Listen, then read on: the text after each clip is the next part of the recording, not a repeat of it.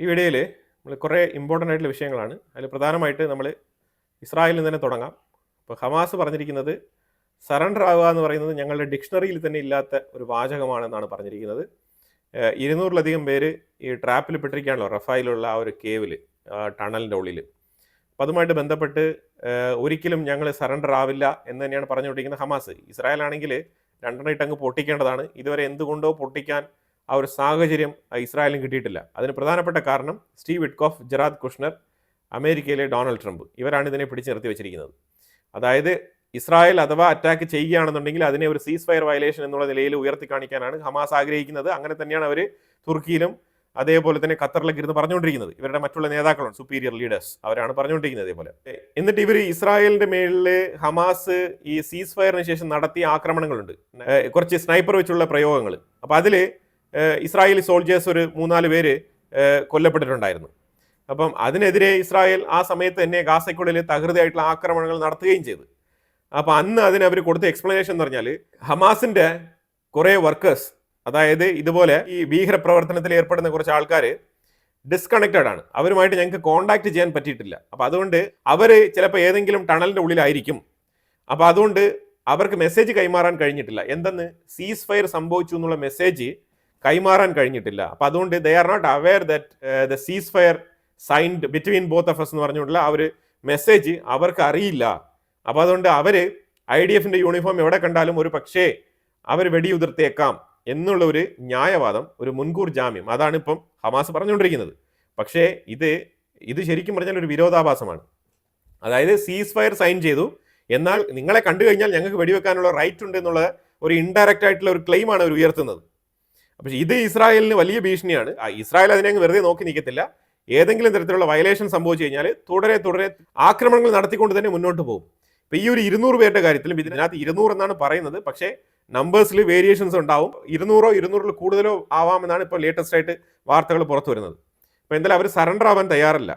ഇനിയിപ്പം 2 ദിവസത്തിനുള്ളിൽ Steve വിറ്റ്കോഫും Gerard കുഷ്ണറും വീണ്ടും ഇസ്രായേലിലേക്ക് വരികയാണ്. അതുപോലെ തന്നെ ഈജിപ്ത് സന്ദർശിക്കുകയാണ്. എന്നിട്ട് അവിടെ വെച്ചിട്ട് ഹമാസ് നേതാക്കളുമായിട്ട് ഒരു നെഗോസിയേഷൻ നടത്തി ഈ 200 പേര് ട്രാപ്പിലായിരിക്കുന്ന വിഷയവുമായിട്ട് ബന്ധപ്പെട്ട് ചർച്ച നടത്തി ഹമാസിനെ രക്ഷപ്പെടുത്താൻ വേണ്ടിയിട്ട് അമേരിക്ക വരികയാണ്.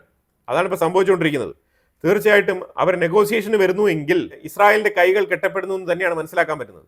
മെക്സിക്കോ എന്ന് പറഞ്ഞ രാജ്യം അറിയാലോ, അമേരിക്കയുടെ തൊട്ട് താഴെ കിടക്കുന്ന മെക്സിക്കോ എന്ന് പറഞ്ഞ രാജ്യം, ട്രംപ് എപ്പോഴും ഈ മരുന്ന് മാഫിയകളുമായിട്ട് ബന്ധപ്പെട്ട് ആരോപണം ഉയർത്തുന്ന ആ രാജ്യത്ത് ഉള്ള ഇസ്രായേൽ അംബാസിഡറിനെ വധിക്കാൻ വേണ്ടിയിട്ട് ഒരു പ്ലോട്ട് തയ്യാറാക്കിയതായിട്ട് ഒരു വാർത്ത വന്നിട്ടുണ്ടായിരുന്നു.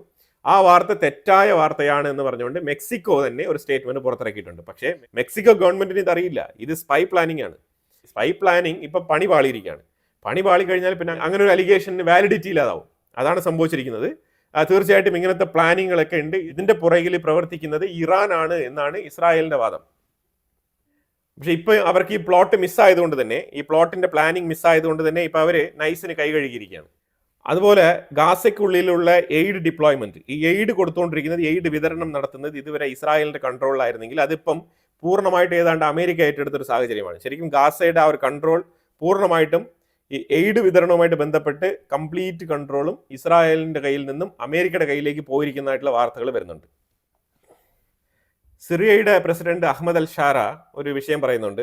ISIS-ന്റെ തീവ്രവാദ ആക്രമണം സിറിയയിൽ, അതായത് ഈ ജൊലാനി അഥവാ അഹമ്മദ് അൽ ഷാര വാഷിംഗ്ടൺ DC സന്ദർശിക്കുന്നതുമായിട്ട് ബന്ധപ്പെട്ട് ഇപ്പം നിലവിൽ പുള്ളിക്കാരൻ UNSC മീറ്റിംഗ് ഒക്കെ അറ്റൻഡ് ചെയ്തല്ലോ. അതായത് ഈ സാങ്ഷൻസ് ലിഫ്റ്റ് ചെയ്യുന്നതുമായിട്ട് ബന്ധപ്പെട്ട് ഇപ്പം ഈ കഴിഞ്ഞ 2 ദിവസമായിട്ട് പുള്ളിക്കാരൻ അമേരിക്കയിലാണ്. അമേരിക്കയുടെ ഗവൺമെന്റ് ഷട്ട് ഡൗൺ ആണെങ്കിലും ഫോറിൻ മിനിസ്ട്രി ഒക്കെ പ്രവർത്തിക്കും. അപ്പോൾ അതുകൊണ്ട് ആ വിഷയവുമായിട്ട് ബന്ധപ്പെട്ട് അമേരിക്കയിലേക്ക് പോകുന്ന ആ ഒരു സാഹചര്യം നോക്കി ISIS എന്ന് പറഞ്ഞ ഭീകരവാദ സംഘടന സിറിയക്കുള്ളിൽ ഒരു ആക്രമണം നടത്താനിരുന്നു. അതിനെ ഇവർ കണ്ടെത്തി അതിനെ ഡിസ്മാൻഡിൽ ചെയ്തു എന്നാണ് പറഞ്ഞിരിക്കുന്നത്. ഈ ISIS ആരുടെ സംഘടനയാണെന്ന് അറിയാമല്ലോ അല്ലേ, അത് ഞാൻ കൂടുതൽ പറയുന്നില്ല. ഇതേ സംഘടനയിൽ നിന്ന് പ്രവർത്തിച്ച ആളാണ് ഈ അഹമ്മദ് അൽ ഷാര. ഇന്ന് അവരെ തീവ്രവാദികൾ എന്നാണ് പറയുന്നത്. എന്തായാലും നല്ലതാണ്. കോമൺ സൊസൈറ്റിയുമായിട്ട് ബന്ധപ്പെട്ട് നോക്കുമ്പോഴത്തേക്കും കാര്യങ്ങൾ ഒരുവിധം ഓക്കെയാണ്. പക്ഷേ അഹമ്മദ് അൽ ഷാര ഒന്ന് തിരിഞ്ഞു നോക്കിക്കഴിഞ്ഞാൽ ഈ സ്റ്റേറ്റ്മെന്റ് പറയാൻ ഒട്ടും യോഗ്യനല്ല എന്നുള്ളതാണ് മനസ്സിലാക്കേണ്ടത്. പിന്നെ അടുത്തൊരു അലിഗേഷൻ വരുന്നത് ബൈഡന്റെ മേളിലാണ്. ഇത് ട്രംപിന് ഗുണം ചെയ്യുമായിരിക്കും, പക്ഷേ ബൈഡന്റെ മേളിലാണ് ഈ ഒരു അലിഗേഷൻ വരുന്നത്. ബൈഡന്റെ സർക്കാർ ഇസ്രായേലും ലെബനാനും തമ്മിൽ ഒരു സീസ് ഫയർ എഗ്രിമെന്റ് സൈൻ ചെയ്തതിന് ശേഷം, ഒപ്പിട്ടതിന് ശേഷവും ബൈഡൻ അതർ സൈഡ് ലൈനിൽ ഇസ്രായേലിനെ ഡെയിലി നിരന്തരം ആക്രമണങ്ങൾ നടത്തിക്കോളാൻ വേണ്ടിയിട്ടുള്ള ഒരു പെർമിഷൻ, സൈലന്റ് പെർമിഷൻ കൊടുത്തിട്ടുള്ളതായിട്ടുള്ള ഒരു വാർത്തയും വരുന്നുണ്ട്. ഇന്നലെ തുർക്കിയിലെ Tayyip Erdogan Israel prime minister Benjamin നെതന്യാഹുവിനെതിരെ അറസ്റ്റ് വാറന്റ് പുറപ്പെടുവിച്ചു എന്നുള്ളൊരു വാർത്ത പരക്കെ ഗ്ലോബലി തന്നെ ഭയങ്കര വൈറലായിരുന്നു. നമ്മളും അത് പറഞ്ഞിട്ടുണ്ട്. ആ ഒരു വാർത്ത ഫേക്ക് ആണെന്നുള്ള ഒരു സ്റ്റേറ്റ്മെന്റ് ആണ് ഇസ്രായേലിന്റെ സൈഡിൽ നിന്ന് വന്നിരിക്കുന്നത്. അതിന് കാരണമായിട്ട് ഇസ്രായേൽ ചൂണ്ടിക്കാണിക്കുന്നത് തുർക്കിയുടെ ഒഫീഷ്യൽ സൈഡിൽ നിന്നും ഇതേപോലത്തെ ഒരു സ്റ്റേറ്റ്മെന്റ് ഇസ്രായേലിന് കിട്ടിയിട്ടില്ല, ഒരു മെസ്സേജോ ഒരു നോട്ടിഫിക്കേഷനോ ഒന്നും കിട്ടിയിട്ടില്ല എന്നുള്ളതാണ് വാർത്ത. പിന്നെ തയ്യിബ് എർദോഗൻ ആയതുകൊണ്ട് നമുക്ക് ഡബിൾ സ്റ്റാൻഡേർഡ് പ്രതീക്ഷിക്കാം.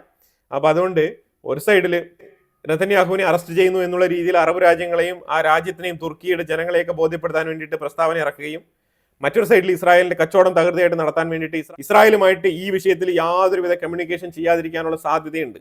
അങ്ങനെയും മാധ്യമങ്ങൾ വിലയിരുത്തുന്നുണ്ട്. രണ്ട് അഭിപ്രായങ്ങളാണ് ഇതിനകത്തുള്ളത്. അതുപോലെ ഇന്ത്യയും ഇസ്രായേലും തമ്മിൽ 2 മിസൈലുകളുമായിട്ട് ബന്ധപ്പെട്ട് കംപ്ലീറ്റ് ടെക്നോളജി ട്രാൻസ്ഫർ. ഇസ്രായേൽ ഇന്ത്യക്ക് full technology transfer. Air LORA and ice breaker എന്ന് പറഞ്ഞ 2 മിസൈലുകളുമായിട്ട് ബന്ധപ്പെട്ട ടെക്നോളജിയാണ് ഇന്ത്യക്ക് കൈമാറിയിരിക്കുന്നത്. ഇന്ത്യ മിസൈൽ മാനുഫാക്ചറിംഗ് ടെക്നോളജിയിൽ ഏത് തരത്തിലുള്ള ഒരു കുതിപ്പാണ് നടത്താൻ പോകുന്നത് എന്നുള്ളതിനെ കുറിച്ച് നമ്മളിനി പറയേണ്ടതില്ല. കാരണം ഇസ്രായേലിന്റെ മിസൈലുകളുമായിട്ട് ബന്ധപ്പെട്ട ടെക്നോളജികൾ തുടരെ നമുക്ക് ഇങ്ങനെ കൈമാറി കിട്ടിക്കൊണ്ടിരിക്കുകയാണ്. ഇന്ത്യയുടെയും ഇസ്രായേലിന്റെയും ഒരു ബോണ്ട് എന്ന് പറഞ്ഞാൽ അതാണ്. ഈ ബോണ്ട് സ്ട്രെങ്തൻ ചെയ്യുന്നത് എന്തുകൊണ്ടാണെന്ന് പറഞ്ഞാൽ തീവ്രവാദികൾക്കെതിരെയാണ്. കാരണം ഇസ്രായേലും ഇന്ത്യയും ഫേസ് ചെയ്യുന്നത് സെയിം പ്രോബ്ലമാണ്, സിമിലർ ഇഷ്യൂസ് ആണ് ഹാൻഡിൽ ചെയ്തുകൊണ്ടിരിക്കുന്നത്. അപ്പോൾ ആ രീതിയിൽ നോക്കുമ്പോഴത്തേക്കും ഇന്ത്യ ഇസ്രായേൽ ബോണ്ട് ഏറ്റവും കൂടുതൽ ശക്തി ആർജിച്ച് മുന്നോട്ട് പോകുന്ന ഒരു കാലഘട്ടത്തിലൂടെയാണ് നമ്മൾ സഞ്ചരിക്കുന്നത്. ഇന്ത്യയുടെ തൃശ്ശൂർ എന്ന് പറഞ്ഞ ആ ഒരു മിലിറ്ററി ട്രെയിനിങ് ഡ്രില്ല് നടക്കുന്നുണ്ടല്ലോ. അപ്പോൾ അവിടെ നോട്ടം പ്രഖ്യാപിച്ചിട്ടുണ്ട്. അസാം റീജിയൻ ഉൾപ്പെടെയുള്ള ബംഗ്ലാദേശ് ഉൾപ്പെടെയുള്ള ഏരിയകളെല്ലാം ഇന്ത്യ നോട്ടം പ്രഖ്യാപിച്ചിട്ടുണ്ട്. 17-ാം തീയതി വരെയൊക്കെ നോട്ടം പ്രഖ്യാപിച്ചിട്ടുണ്ട്. ഈ ഒരു സാഹചര്യത്തിൽ പാകിസ്ഥാന്റെ ഒരു നേവൽ ഫ്ലീറ്റ് PNS സെയ്ഫ് എന്ന് വിളിക്കുന്ന ഒരു ചെറിയ ഡിസ്ട്രോയർ ഫ്ലീറ്റ്, ഇത് ചൈന കൊടുത്തതാണ് അവർക്ക്, ചൈനയുടെ ഫ്ലീറ്റ് തന്നെയാണ്. അപ്പോൾ ഈ സാധനം ബംഗ്ലാദേശിന്റെ ചിറ്റഗോങ് പോർട്ടിലേക്കൊക്കെ വന്ന് ഇങ്ങനെ സറൗണ്ടിങ് ചെയ്ത് ഇങ്ങനെ പോകുന്നതായിട്ടുള്ള വാർത്തകളൊക്കെ വരുന്നുണ്ട്. ഇന്ത്യ എക്സസൈസ് ചെയ്യുന്ന സമയത്ത് അവിടെ വന്നു കഴിഞ്ഞാൽ ഏതെങ്കിലും 1-2 മിസൈലുകൾ ചെന്ന് ഈ ഫ്ലീറ്റിൽ പതിച്ചെന്ന് പറഞ്ഞിട്ട് പിന്നീട് കിടന്ന് കരയരുത്, അത് മാത്രമേ പറയാനുള്ളൂ. അതേപോലെ ഫിലിപ്പൈൻസിൽ നമ്മളുടെ air defence system battery system കൊടുത്തയച്ചിട്ടുണ്ടായിരുന്നു. അതിൽ ബ്രഹ്മോസിന്റെ മിസൈൽ കൊണ്ട് കൃത്യമായിട്ട് ഘടിപ്പിച്ച് നമ്മൾ ചൈനയ്ക്കെതിരെ തിരിച്ചു വെച്ചിരിക്കുകയാണ്. സൗത്ത് ചൈന സീയിൽ ഫിലിപ്പൈൻസിൽ നിന്നും ചൈനയെ അഭിമുഖീകരിച്ചുകൊണ്ട് ബ്രഹ്മോസ് മിസൈൽ നിൽക്കുകയാണെന്നുള്ളതാണ് വാർത്ത. ഇന്ത്യ അഫ്ഗാനിസ്ഥാൻ നെക്സ്റ്റ് ലെവൽ ചർച്ച നടന്നു. അതിൽ റിവ്യൂ ചെയ്തതനുസരിച്ച് കൂടുതൽ ഇന്ത്യൻ ഉദ്യോഗസ്ഥരെ അഫ്ഗാനിസ്ഥാൻ എംബസിയിലേക്ക് അയച്ചുകൊണ്ട് ഇന്ത്യ അഫ്ഗാനിസ്ഥാൻ ബന്ധം കൂടുതൽ ശക്തിപ്പെടുത്താൻ വേണ്ടിയിട്ടുള്ള തയ്യാറെടുപ്പിലാണ് ഇന്ത്യ മുന്നോട്ട് പോകുന്നത്. അഫ്ഗാനിസ്ഥാൻ്റെ ഉള്ളിൽ പല രീതിയിലുള്ള പ്ലാനുകളൊക്കെ നടക്കുന്നുണ്ട്. അത് നമുക്ക് വേറെ വീഡിയോയിൽ നമുക്ക് സെപ്പറേറ്റ് ആയിട്ട് നോക്കാം. അതുപോലെ തന്നെ അഫ്ഗാനിസ്ഥാൻ താലിബാൻ പാകിസ്ഥാനെ വാൺ ചെയ്തിട്ടുണ്ട്. പാകിസ്ഥാൻ ഇസ്താൻബുളിൽ നടത്തിയ ചർച്ച അവർ വയലേറ്റ് ചെയ്തിരിക്കുകയാണ്. അപ്പോൾ അതുകൊണ്ട് ഏത് സമയത്തും പ്രതീക്ഷിക്കാം അഫ്ഗാനിസ്ഥാൻ പാകിസ്ഥാൻ തമ്മിലുള്ള അടി. ആ രീതിയിലാണ് അഫ്ഗാനിസ്ഥാൻ പാകിസ്ഥാന് വാണിംഗ് കൊടുത്തിരിക്കുന്നത്. പിന്നെ ഒരു അഡീഷണൽ ഇൻഫർമേഷൻ ആണ് ഈ മാലി എന്ന് പറയുമ്പോഴത്തേക്കും ഈ സാഹിൽ റീജിയനിൽ ആഫ്രിക്കയിൽ കിടക്കുന്ന രാജ്യങ്ങളിൽ ഒന്നാണ് മാലി. ബുർക്കിന ഫാസോയുടെ അടുത്ത് കിടക്കുന്ന ഒരു സ്റ്റേറ്റ് ആണ് മാലി. ഈ മാലി ഇടയ്ക്ക് നമ്മൾ 2-3 പ്രാവശ്യം സൂചിപ്പിച്ചിട്ടുണ്ടായിരുന്നു. അവിടെ ആൾക്കാരെ എല്ലാം ഇവാക്യുവേഷൻ ചെയ്തുകൊണ്ടിരിക്കുകയാണ്. അവിടുത്തെ ആൾക്കാരൊക്കെ പുറത്തു വരാൻ വേണ്ടിയിട്ടുള്ള നോട്ടിഫിക്കേഷൻ പണ്ട് തന്നെ കൊടുത്തിട്ടുണ്ടായിരുന്നു. പക്ഷെ എന്തുകൊണ്ടോ ഇന്ത്യൻസ് ആയിട്ടുള്ള ആൾക്കാർക്ക് ചില സമയത്ത് ഭയങ്കരമായിട്ടുള്ള ഒരു ഓവർ കോൺഫിഡൻസ് ആണ്. അപ്പോൾ അതുകൊണ്ട് അവർ പുറത്തു വന്നിട്ടില്ല. കഴിഞ്ഞ വെള്ളിയാഴ്ച ഈ മാലിയിൽ 5 ഇന്ത്യക്കാരെ തട്ടിക്കൊണ്ടുപോയിട്ടുണ്ട്. 5 ഇന്ത്യക്കാരെ ഈ ഖ്വയ്ദ എന്ന് പറഞ്ഞൊരു സംഘടന ഉണ്ടല്ലോ, ഈ സംഘടനയിൽപ്പെട്ട തീവ്രവാദികൾ 5 ഇന്ത്യക്കാരെ കടത്തിക്കൊണ്ടു പോയിട്ടുണ്ട്. ഇവരെവിടെയാണ്, എന്ത് കാര്യത്തിനാണ് ഇവരെ കടത്തിക്കൊണ്ട് പോയത്, ഇതുമായിട്ട് ബന്ധപ്പെട്ട വാർത്തകളൊന്നും തന്നെ പുറത്ത് ഇല്ല.